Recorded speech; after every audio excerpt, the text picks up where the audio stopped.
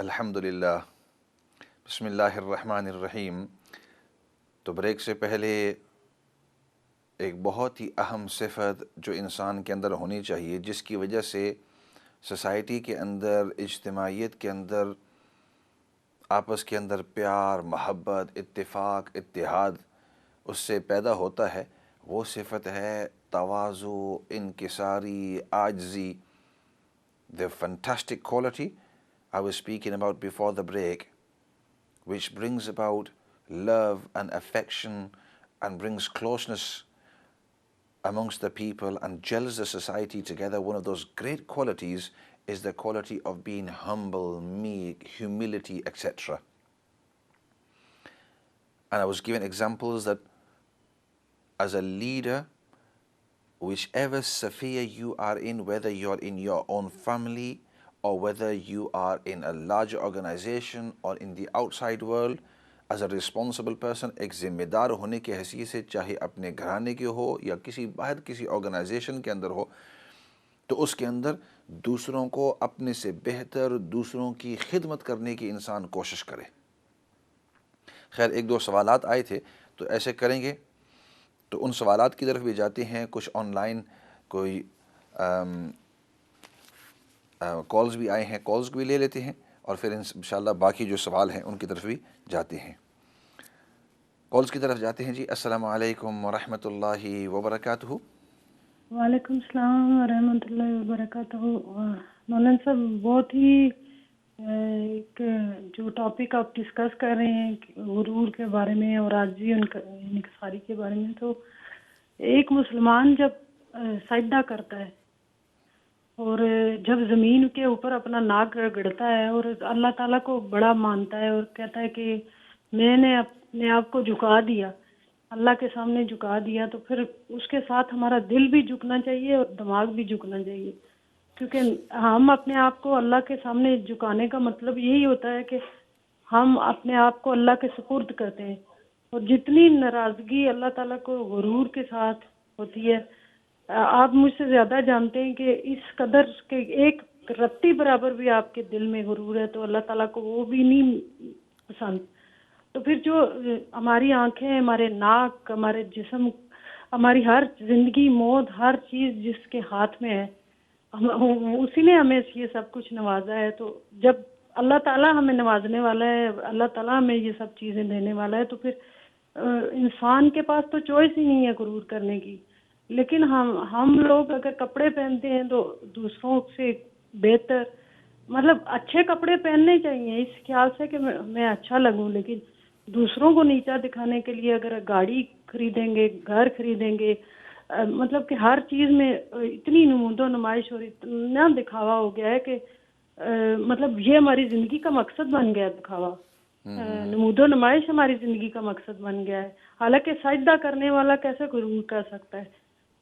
مطلب ایک انسان، ایک مسلمان جو ہے وہ اللہ کے سامنے جھکنے کو ہی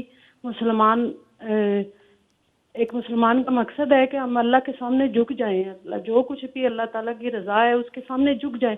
لیکن اللہ تعالیٰ کی ناراضگی کا سبب جو سب سے زیادہ بنتا ہے غرور، اس کو ہم اگر دل میں رکھیں گے تو پھر دل نہیں جھکا تو پھر سجدہ، اس کے اوپر آپ بھی روشنی ڈالیں۔ صحیح، آپ کی بات بالکل ٹھیک ہے کہ اللہ رب العزت کے سامنے جب ہم نماز کے لیے اندر سجدے کے اندر جاتے ہیں تو آپ نے الفاظ بہت اچھے استعمال کیے کہ ہم اس وقت اپنا ناک جو ہے وہ رگڑتے ہیں، ناک وہاں رکھ دیتے ہیں، پیشانی اپنی زمین پر رکھ دیتے ہیں، یہ کہتے ہیں کہ یا اللہ میں کچھ بھی نہیں ہوں، تو سب کچھ ہے، میں نے دیکھو اس طرح اپنا ہر چیز جو ہے آپ کے سامنے رکھ دی ہے۔ تو وہ نماز ہمیں عاجزی، انکساری، یہ تمام چیزیں سکھاتی ہے۔ بہت خوب آپ نے کہا۔ اور اگر ہم جس وقت سجدے کے اندر جائیں، یہ ذہن کے اندر رہے، کہ دیکھو میں اللہ کے سامنے عاجزی کا اظہار کرتا ہوں۔ اور اسی وجہ سے استاذ محترم ایک دوسری بات بھی فرمایا کرتے تھے، فرماتے کہ بھائی نماز والی کیفیت اپنی باہر والی زندگی کے اندر لے آؤ تو اللہ کی رضا مندی آسان ہو جائے گی۔ کیا مطلب؟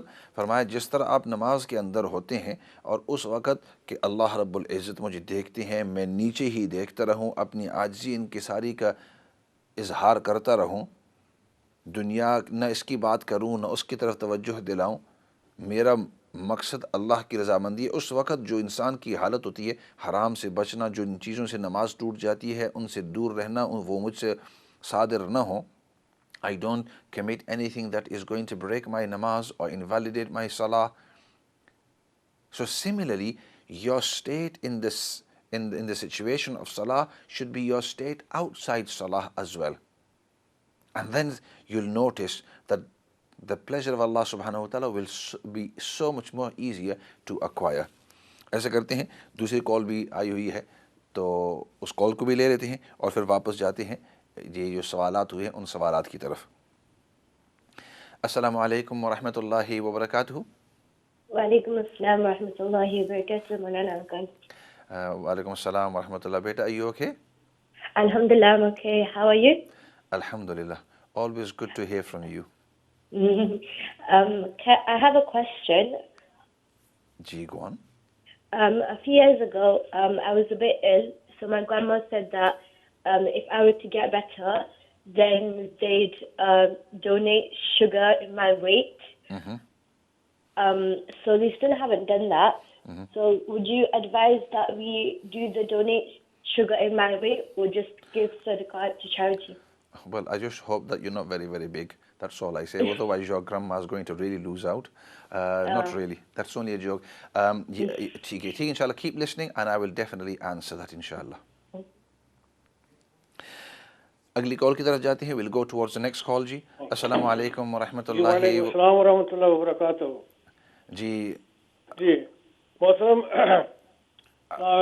یہ اچھی بات ہے کہ آپ یعنی دین اسلام کو بیان کرتے ہیں ٹی وی پر اور لوگوں کو مسئلے مسائل بھی بتاتے ہیں، لیکن اصل میں جو ہمارے دین کا اصل تقاضا ہے، اس میں ہمارے لیے اس تقاضے کے مطابق ہمیں اللہ تعالیٰ نے ایک موقع دیا ہے کہ یعنی ٹی وی ٹیلی ویژن کے ذریعے بین الاقوامی طور پہ پوری دنیا میں دین اسلام کی آواز پہنچانا.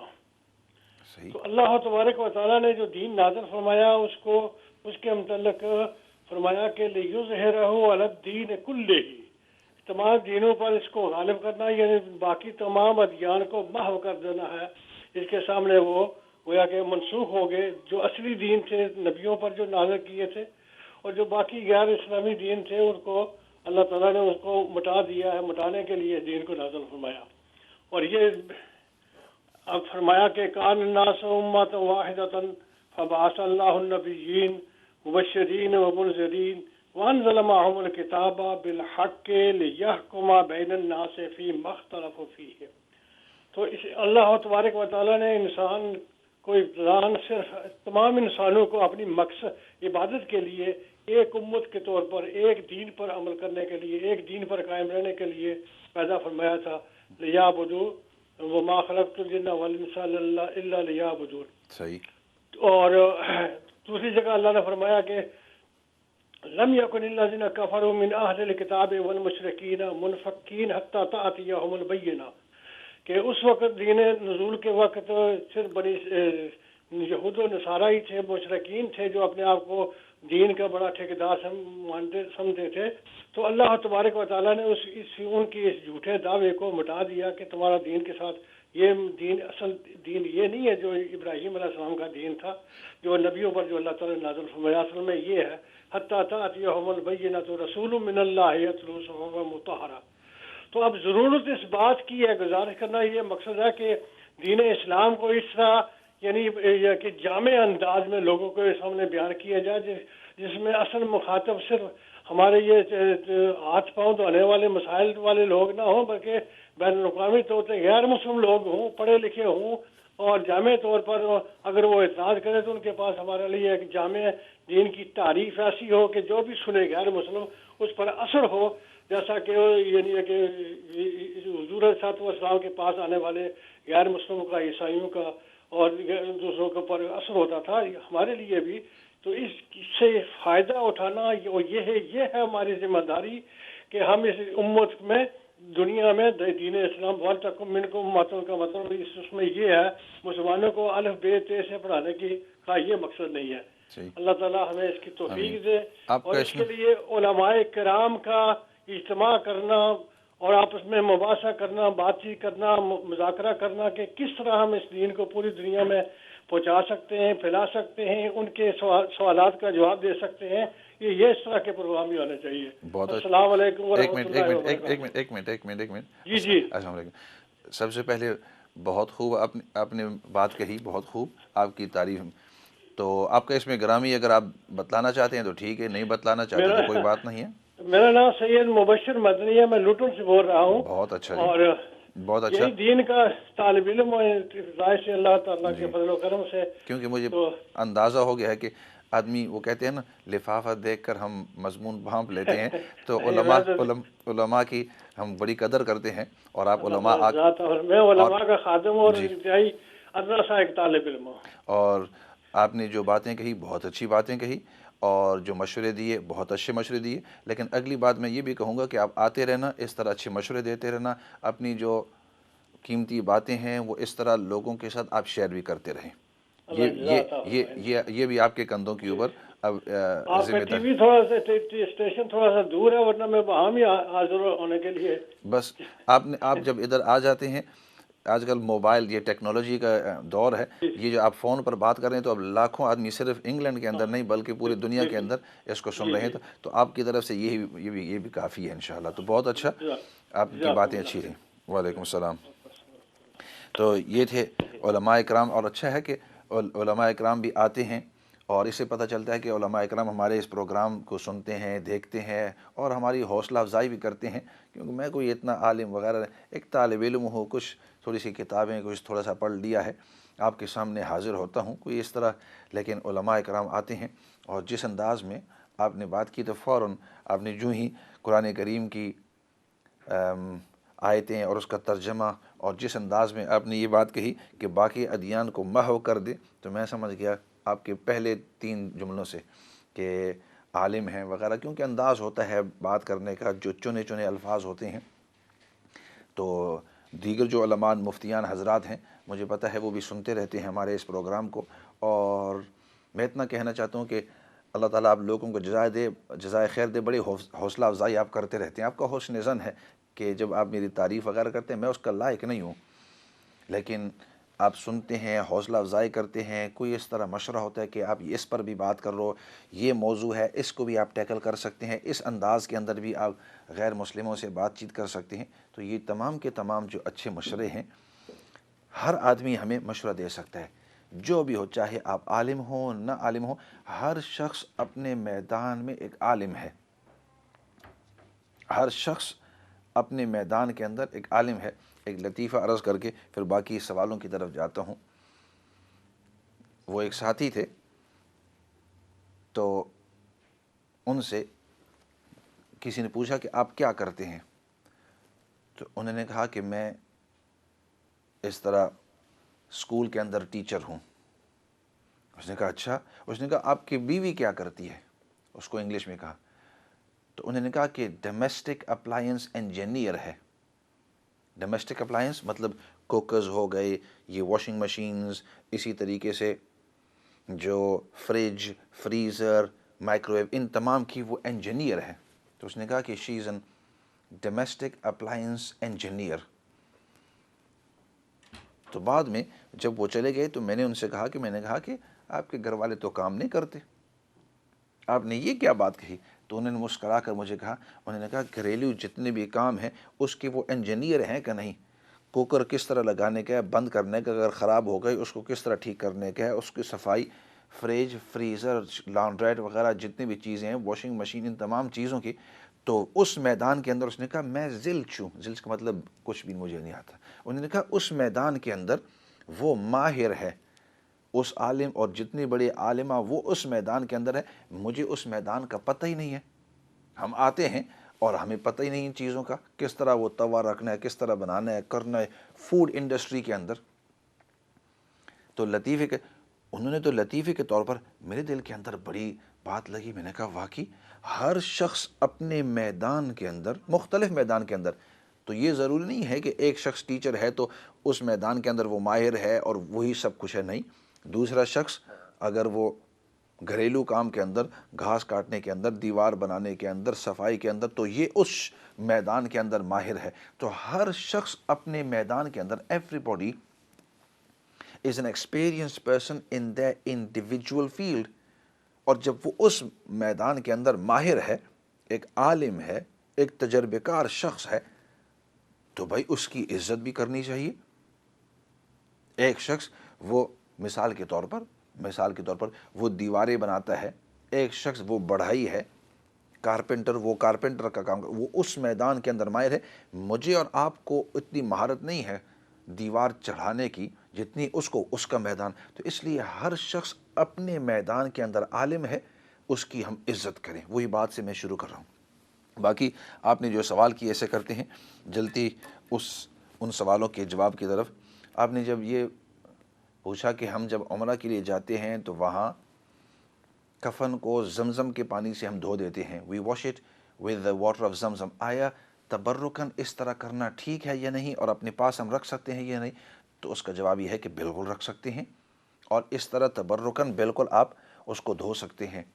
نبی پاک صلی اللہ علیہ وسلم کے زمانے میں رئیس المنافقین عبداللہ ابن ابی ابن سلول جب وہ فوت ہوا تو اس کے بیٹے پکے مسلمان تھے، عبداللہ ابن ابی ابن سلول.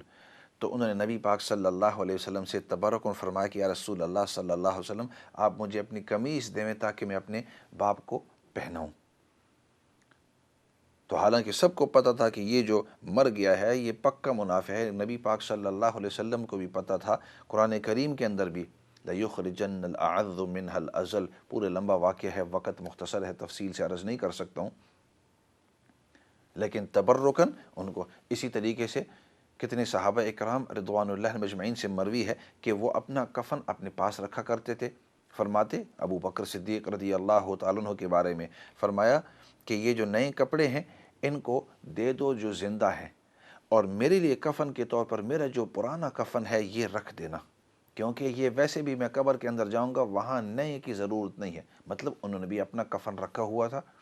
تو کفن اپنے پاس رکھنا اور اس کو تبرکن دھونا، اس کے اندر کسی قسم کی برائی نہیں ہے، اور اس کے رکھنے سے انسان کے اوپر کوئی غلط اثرات نہیں ہوتے. یہ جو بعض لوگوں نے آپ کو بتلایا ہے کہ غلط اثرات ہوتے ہیں، اس طرح کی بات نہیں ہے. And then the second question that you asked, beta from Leicester, you said that your mother said that your grandmother said she will give this much in sadaqah. Then if she has made this promise, then she must fulfill that promise. And then of course she can weigh you, and maybe she can give the sugar, or maybe she can give the money of the worth or the value of that sugar in sadaqah to the poor people as well. So if she's made that promise, agar usne آپ کی دادی نانی نے اس وقت یہ منت مانی تھی کہ میں اپنی اس بیٹی یا پوتری دوتری کی طرف سے یہ دوں گی تو ان کو دینا ہوگا. They will have to give that if that was a promise. تو اسی کے اوپر آج اکتفا کرتے ہیں، دعا کے ساتھ اپنے اس مجلس کو، سیشن کو ختم کر لیتے ہیں.